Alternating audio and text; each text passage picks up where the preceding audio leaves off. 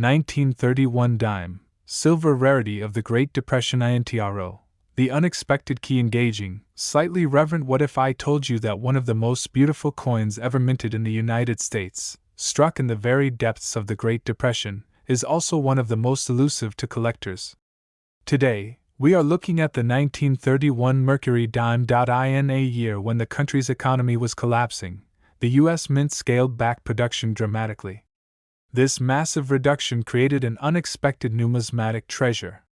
While you might overlook a silver dime from the 1930s, the 1931D and 1931S dimes are semi-key dates that command hundreds, even thousands, of dollars in top condition. We're going to explore the coin's stunning design, dive into the rarity of the three mint marks, and uncover the astonishing prices paid at recent major auctions.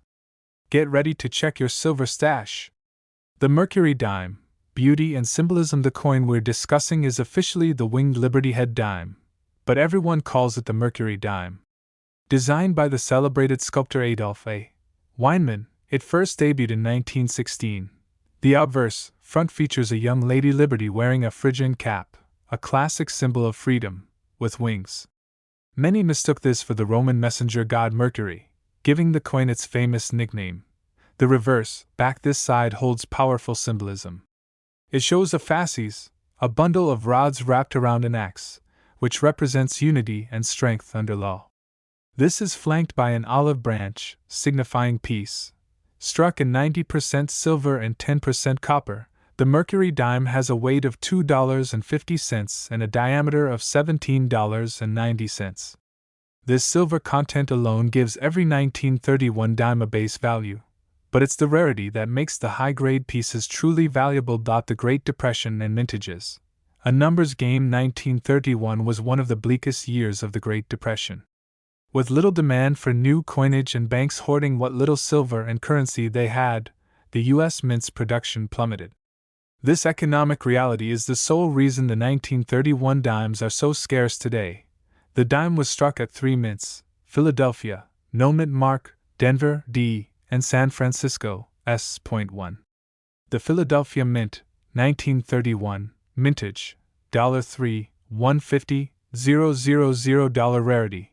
This is the most common 1931 issue, but still holds the second lowest mintage for the Philadelphia Mercury Dime series.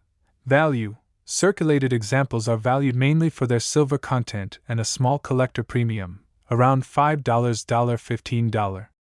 However, in high, pristine, uncirculated grades MS65 or higher, the value jumps considerably to the low hundreds of dollars. 2. The San Francisco Mint, 1931S mintage, $1, $800, $000 rarity. This is the second lowest mintage of the 1931 series. This low production was made even scarcer because a significant portion of the mintage was held in treasury vaults and released gradually, resulting in fewer collectors setting aside uncirculated examples initially. Value: circulated examples start around $10, $35. Uncirculated examples are highly sought after, with prices in mint state grades, MS64 to MS66, easily reaching $300 to over $1,000.30. The Denver Mint, 1931D, mintage, a mere $1, $260, $000 rarity.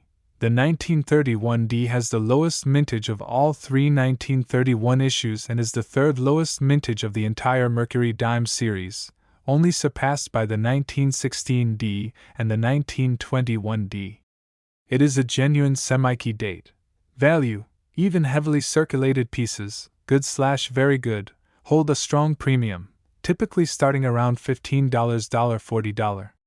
The real money is in the uncirculated coins, which consistently sell for $200 to over $800 depending on the grade. The full band's premium, the grading game changer to reach those top tier values. Collectors look for one critical feature: full bands, FB. On the reverse, look closely at the fasces. The central band that holds the rods together is meant to have two distinct horizontal cross bands, often called the full split bands. Standard coin, on most circulated, and even many uncirculated dimes, these bands are mushy or blended together due to insufficient striking pressure or wear. full bands FB. The bands are clearly separated and sharp. This designation is the holy grail for Mercury Dime collectors because it proves the coin was struck with exceptional force and has minimal to no wear. The FB designation multiplies the coin's value instantly, especially for the lower mintage 1931D and 1931S, coin grade estimated value, standard, estimated value, full bands FB. 1931 DMS $65/sim $375 $sim $875 1931 SMS $65 sim $225 sim $550 weight.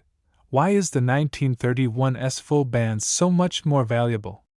While the 1931D has the lowest mintage overall, the San Francisco Mint struggled severely with die quality in 1931. As a result, finding a 1931S with full bands is incredibly rare, making it the true high-value scarcity of the year.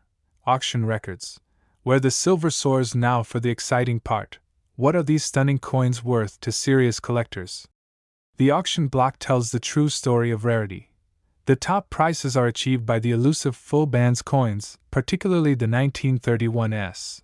The record price for a standard 1931D, without FB, in the top grade of MS67 was sold for $1,800 in 2019 by Stack's Bowers. For the 1931S, finding a coin graded MS67 with full bands is nearly impossible, making it a dream coin for advanced collectors. A PCGS MS67 full bands example of the 1931S achieved a price of over $37,000 at a heritage auction in 2010. However, let's look at a more recent, stunning sale. Auction headline: The ultimate 1931s in a recent auction, March 21, 2019, at Legend Rare Coin Auctions. A rare PCGS MS67 Plus FB CAC 1931S Mercury Dime realized an astonishing price of $19,387.50. This coin later upgraded and was sold for over $270,000 in a subsequent auction, showing the immense premium placed on the absolute finest examples of this specific date and mint mark. These results prove that in the world of the 1931 dime, the difference between a nice coin and an investment piece comes down to the mint mark and the full bands detail. Conclusion: and your next STP, the 1931 Mercury Dime, is more than just a piece of silver. It's a tangible link to the Great Depression, a time when coin production almost ground to a halt. If you are lucky enough to find one of these 1931 dimes, remember to grab your magnifying glass and check that date, check that mint mark, D or S, and then look closely at those full bands. If you enjoyed this deep dive, please hit that like button, share this video, and subscribe to join our treasure hunt. What other key date Mercury dimes should we investigate next? Let me know in the comments below.